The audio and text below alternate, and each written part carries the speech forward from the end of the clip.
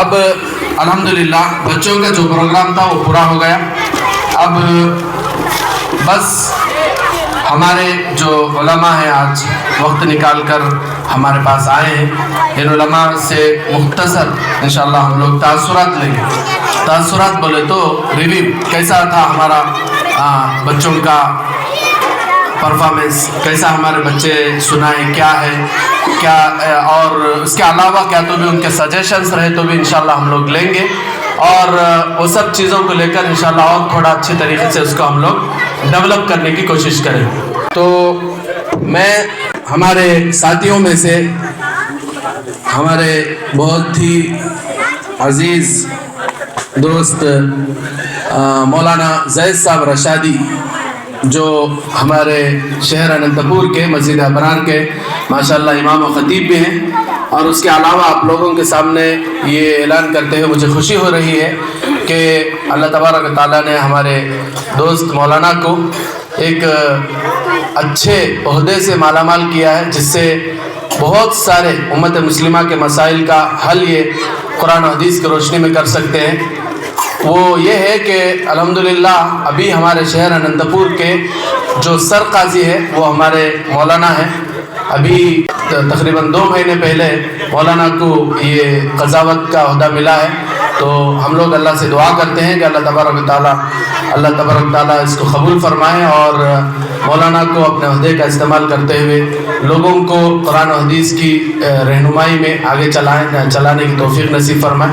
میں مولانا سے درخواست کرتا ہوں کہ جو پروگرام مولانا دیکھے ابھی تک ہمارے بچوں کا، اس کے متعلق 5 منٹ میں اپنا ریویو پیش کریں. السلام علیکم ورحمۃ اللہ وبرکاتہ. الحمد لولی والصلاة علی نبی. اما بعد، اعوذ باللہ من الشیطان الرجیم. بسم اللہ الرحمن الرحیم.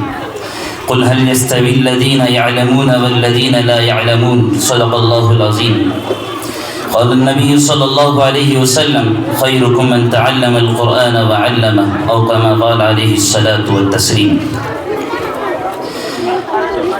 اسٹیج پر تشریف فرما بالخصوص جن کی صدارت میں آج کا پروگرام اب تک الحمدللہ سجایا گیا ہے اور اختتام کو پہنچ رہا ہے، اور دیگر میرے ہم عصر معزز خاص علماء کرام اور سامعین اعظام اور پردہ نشین میری مائیں اور بہنیں، الحمدللہ بہت دیر سے ہم پروگرام کو یہاں دیکھ رہے تھے، سن رہے تھے.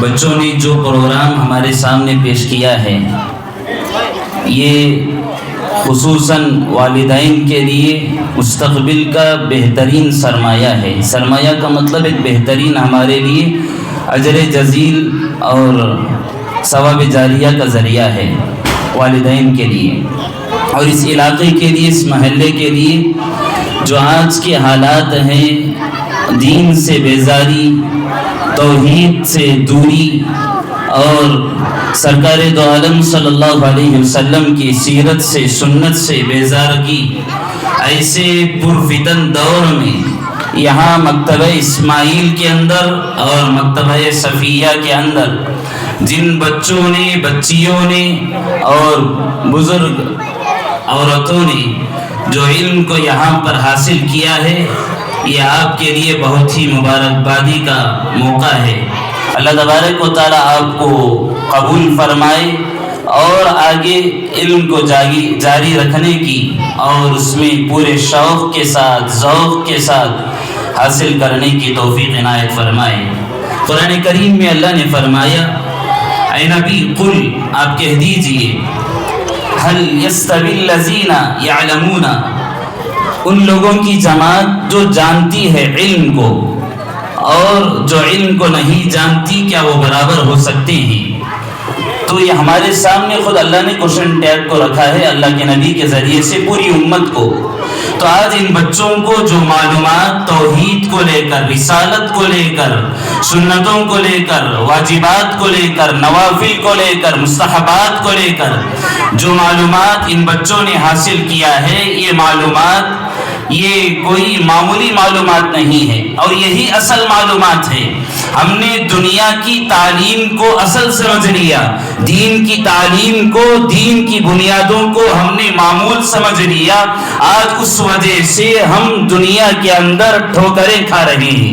اسلام کی، مسلمانوں کی عزت کو جو آج یہاں مسلمان عزت کے بجائے پستی کے طرف جا رہا ہے، اس کا واحد ذریعہ یہ ہے کہ دین کی معلومات سے دوری، اسلامک نالج ہمارے پاس نہیں ہے۔ نماز کیا ہے اور روزہ کیا ہے؟ روزے پر آپ کے استقبال رمضان پر بہترین خطاب آپ کے سامنے مولانا نے فرمایا، اور اسی طرح بہت ساری معلومات ہمارے سامنے آئیں تراویح کے عنوان پر، اور بس اوقات ہم یہ سمجھ جاتے ہیں کہ یہ مکاتب صرف بچوں کے لیے ہیں۔ مساجد کو جائیں، حضرت مولانا مفتی مدثر صاحب زیرہ مجدہم کے پاس بڑے حضرات بھی جو سامنے بیٹھے ہیں، میں آپ سب سے درخواست کرتا ہوں، قرآن کریم بچوں کے لیے نہیں اترا، قرآن کریم بچیوں کے لیے نہیں اترا، بلکہ پورے عالم کے انسانوں کے لیے قرآن اترا ہے، بالخصوص مسلمانوں کا قیمتی سرمایہ ہے۔ قرآن کریم سے آپ دلچسپی پیدا کریں، معلومات حاصل کریں، قرآن کو پڑھیں، اس کے ترجمے کو غور کریں اور اس کے مطابق عمل کریں، تب آپ نجات پا سکتے ہیں۔ ہمارے سامنے الحمدللہ چھوٹی چھوٹی معصوم بچوں نے پروگرام جو پیش کیا، دل خوش ہو گیا۔ اور یہ اس یہاں کا جو علاقہ، بہت سارے وہ حضرات، وہ خواتین جو گھروں میں بیٹھ کر پروگرام سن رہے ہیں، آپ کے پاس اور بھی بچے ہیں، آپ اپنے بچوں کو اس مبارک محفل سے، مکاتب اسلامیہ دینیہ سے دور رکھا ہے۔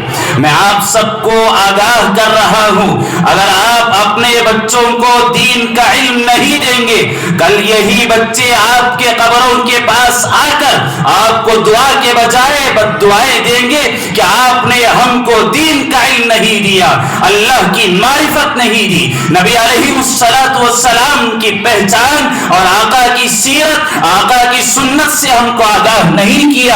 آج ہم نماز پڑھنے کے لیے، آج ہم مساجد کو جانے کے لیے، آج ہم برقع پہننے کے لیے، پردہ کرنے کے لیے شرم محسوس کر رہے ہیں۔ یہ موقع نہ آئے، وہ موقع آنے سے پہلے جو حضرات، جو عورتیں اپنے بچوں کو اس مبارک مکتب سے دور رکھا ہے، میں آپ کو آگاہ بھی کر رہا ہوں، گزارش بھی کر رہا ہوں، بھیجیں اپنے اس مکتب کو، قیمتی سرمایہ سمجھ کر آپ یہاں بھیج کر اپنے بچوں کو تعلیم دلائیں۔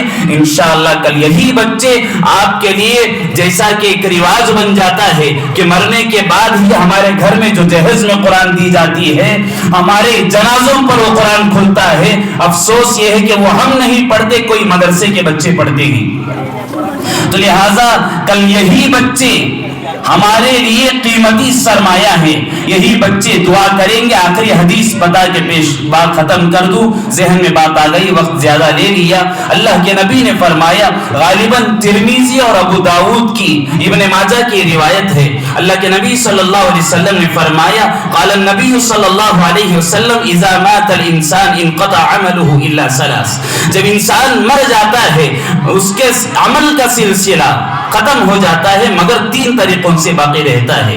پہلا، او صدقۃ جاریہ، صدقہ جاریہ، آپ نے اپنے مرحومین کے نام پر کہیں پانی کا انتظام کر دیا، مسجد میں حصہ لے لیا، مدارس میں حصہ لے لیا، اور کسی ضرورت مند کی ضرورت کو پورا کر دیا، یہ تمام چیزیں۔